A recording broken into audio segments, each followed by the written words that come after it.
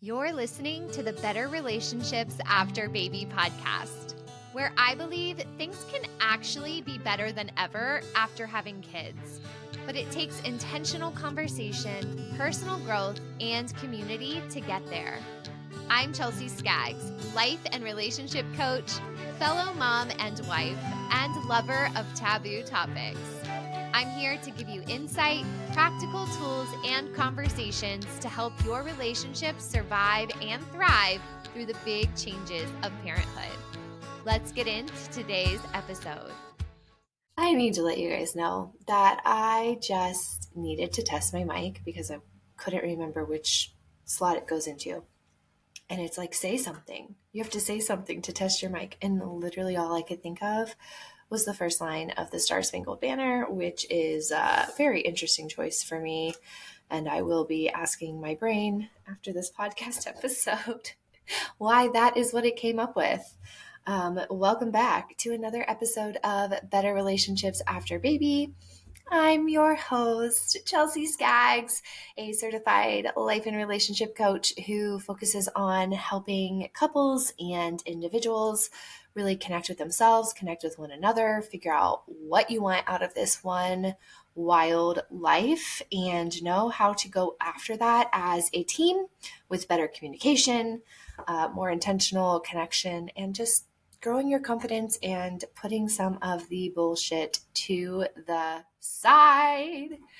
I want to take a moment before we start this episode and just invite you to take a really deep, mindful, juicy breath with me, because I don't know about you, but I need more of these breath breaks, more time to just get back into my body, kind of clear the slate of my brain and take care of me. And so I'm going to do that really quick and hope that you, whether you're in your car or your kitchen or your bathroom or your yard, that you will pause and do that with me. I love a good long exhale. If you have not integrated a little breath work, some 5-minute meditations, whatever it is, into your life, this is not at all sponsored, but a free app that I really enjoy is called Insight Timer. And they have guided meditations, guided breath work, all of these things. And I use it probably like 5 times a day. I try to do something in the morning. And then when I have little resets, whether it's been just like a hard time with the kids or I'm overstimulated, sometimes I'll do it with them. Or if I'm transitioning from homeschooling my kids to getting on with a client, I'm definitely going to, use the reset there. And for some of you, asking for some more help, some more support is the key to finding 5 or 10 minutes when you're not scrambling trying to get everything done, but you can take some deep breaths, stretch your body, do something that feels good for you. But I noticed this week a couple of people talking about they needed more help and their partner really does step up to the plate. And what does it mean to still need more and recognize and appreciate and fawn over even the exceptional ways that your partner does go above and beyond? I'm hearing a couple of people who are hesitating to ask for any more help because they don't want to seem ungrateful. And sometimes we fall into this trap of thinking appreciation and needing more are at odds. But I want to invite you to put these two ideas hand in hand so that you can have a little more peace in your own brain and body and in your home and in your relationship. So according to the Gottman Institute, which is one of my favorite sources to cite and learn from, their studies show that in healthy relationships, the ratio of positive to negative interactions should be around 5-1. This means that for every 1 moment of criticism or conflict, there should be 5 moments of positive reinforcement. Some of you are like, yeah, totally. And some of you are like, oh, like it's like pulling teeth. Like, are you serious? But appreciation is a relationship stabilizer. It is something that fills our buckets with one another. It is a very core human need. We need to be appreciated. We want to be appreciated. Maybe it's a want, not a need, but it's a deep-rooted one. But appreciation also doesn't mean that we ignore our needs in the areas of continual growth. So I have come up against this many times because I truly believe that my partner, my husband, steps up more than probably the average male partner. He is emotionally connected to our kids. He knows how to take care of things around the house. I am not leaving him lists and packed bags. And does he sometimes still mess it up? Yeah. Like sometimes he forgets the taekwondo bag, or sometimes the kids go to grandma's like with 4 pairs of shorts and no shirts. And also, those things haven't really been a make or break it life or death situation. Okay.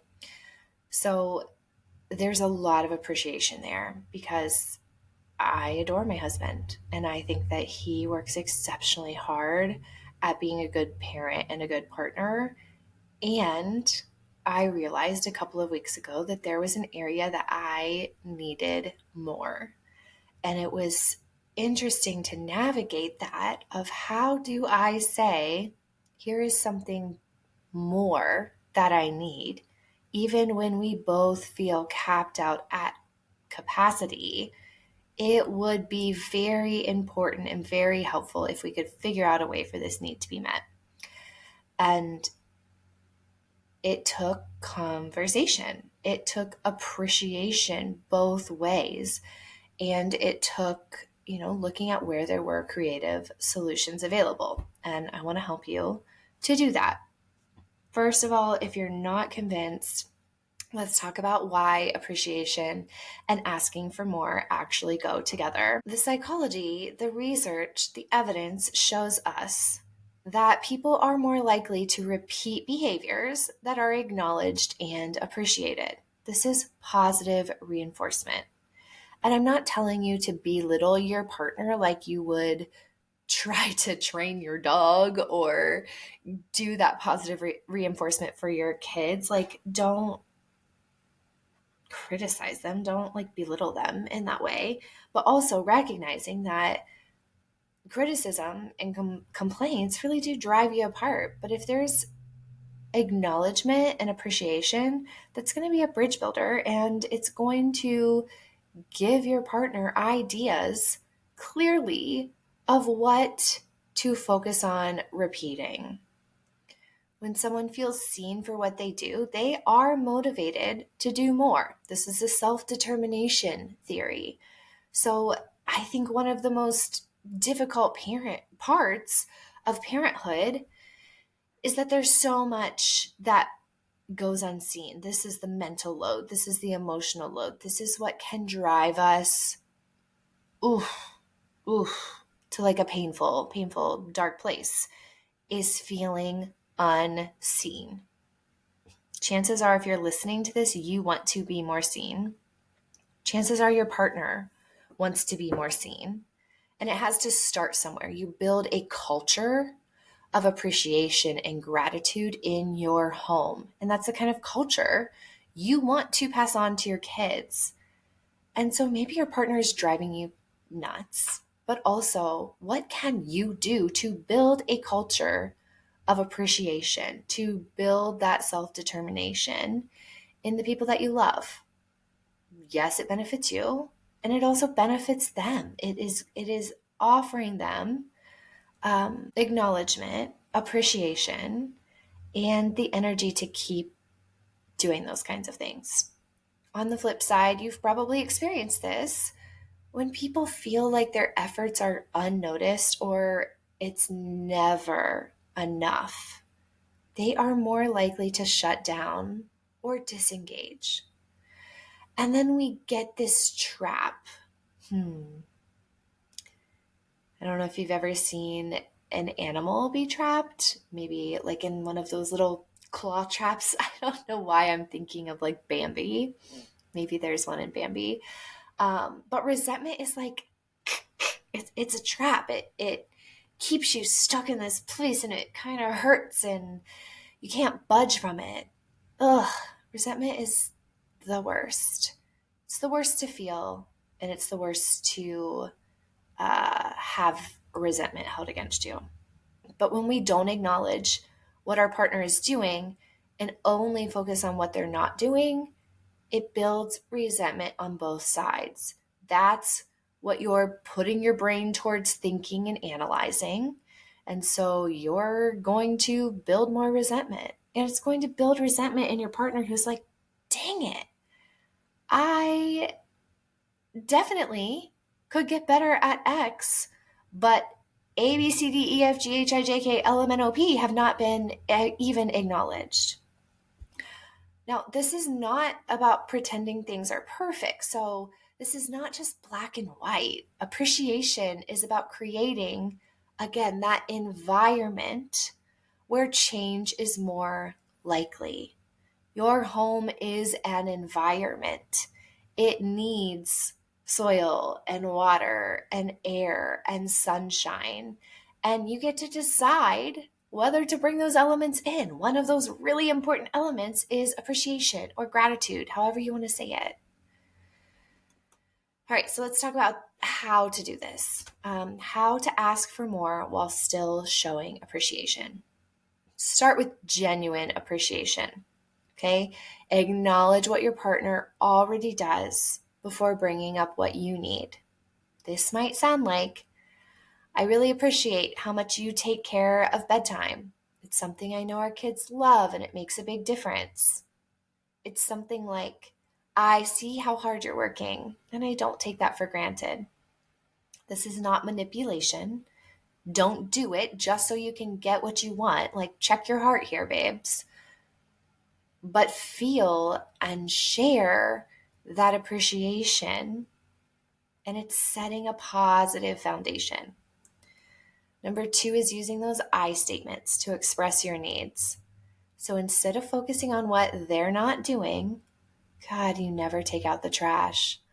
Ugh, you always leave this cup beside the table, and then the cat knocks it over in the night, and there's always a mess for me to clean up. Okay, focus on your experience. I've been feeling really overwhelmed in the evenings, and I need a little more support. I love that you handle the dishes, but I'm realizing I can't handle all the meal planning also. Okay? Use your I statements. Own your feelings, your experience, your desires. Number 3, be clear and specific about what you need. So vague requests like, I need more help, aren't going to cut it. Those lead to confusion or defensiveness. So instead, give clear and actionable requests. These are requests, okay? They get to be discussed back and forth. Maybe it's going to be compromised a little bit, but start with what clearly you're looking for. Babe, could you take over the grocery list and meal planning for Tuesday and Thursday nights? Or, hey, it would help me a lot if you handled bath time on Monday, Wednesday, Fridays. Okay, clarity makes it easier for your partner to say yes if the clear example works. And it also leaves room for no but, where maybe it's no, Monday, Wednesday, Fridays would be really hard for me because I have a late meeting at work. But what if I did Tuesday, Thursdays, and the weekends? Okay, so make it easy to find a way. Frame this as a team effort instead of, I do everything around here. Maybe you've said that before. Shift to, how can we make this feel more balanced? How can we share ownership of the home a little bit more? This might sound like, okay, I know we both want to feel less overwhelmed. How can we figure out a way to divide things up that works for both of us? This approach invites some problem solving rather than blame, which I truly believe is going to get you further. And then 5, invite their input. Sometimes our partner has their own barriers or their own ideas that we haven't even considered. So ask a question like, does that feel doable? Or would something else work better? Helps to keep this as a conversation rather than a demand. Now, how this might play out in real life. I want to recognize that there might be some difficulty getting to this place. So what if they get defensive? Okay, validate their feelings and bring it back to teamwork. This might sound like, I'm not saying you're not helping. I'm saying I'm struggling right now and I want us to figure it out together. Okay, what if they say yes but don't follow through? This is a big one. Appreciation continues to play a huge role. Recognizing even the small steps encourages follow through. Now, I'm not saying do this for a year. Like if things don't keep on the uphill trajectory over a long period of time, we're going to have a different conversation. But maybe the first Tuesday that they said they were going to meal plan, it doesn't all get done. Or maybe the first Wednesday night that they're supposed to take over bath time, they forget and they are late from work. Okay? Don't dig in, because then they're not going to be motivated to keep trying to find a way to show up in a new way. They're going to just decide it didn't work, and you're going to decide it didn't work, and then you're going to stay resentful. Okay? Stay open to things growing and getting better. So maybe it is, hey, I know we talked about bath times. Should we adjust our plan? Or what can we do differently to make sure we both remember those nights? Maybe put it up on a calendar. Maybe put it on your Google Calendar. Maybe it just gives you a fresh idea. Continue to assume that you're on the same team unless you have clear evidence to not believe that about your partner. So appreciation and asking for more help are not opposites. I want you to let them strengthen each other. People are wired. We are complex, but there are some things very simple about us and our brains. And people are wired to be more responsive when they feel seen and valued. So my challenge for you this week is to identify one thing your partner does well and acknowledge it today. Start there. And then maybe in a couple of days, you want to acknowledge something your partner does well and use the framework from today's conversation to ask about more support, more help, and adjustment. I would love to hear your experience with this. And if you want help doing this, setting the stage, building new habits, having support in the wonky conversation back and forth of you and your partner, doing something new and different, that is where coaching can fill that gap for you. And I am very intentional about hearing both voices separately, both yours and your partner's, and bringing those together as a neutral third party to put it in the framework of teamwork and growth together. So I can also help you do this in a individualized, high support way. And if you are looking for that, send me an email at chelsea@postpartumtogether.com and let's talk about how coaching can change that for you. All right, be well, friends. Be good to yourself, and remember there's a lot of things out of our control, but the energy, the foundation of our homes is something we have a high impact over. And I hope that makes you feel inspired and knowing that you are not alone. You are seen. If you enjoyed this episode, I would be so grateful if you take a minute to help spread the word. As a small business owner, shares and reviews go a long way. So share this episode with a friend, share it on your social media, and please leave a review if you haven't done so. This helps these messages get to more mamas, and you guys, that's how we change the world.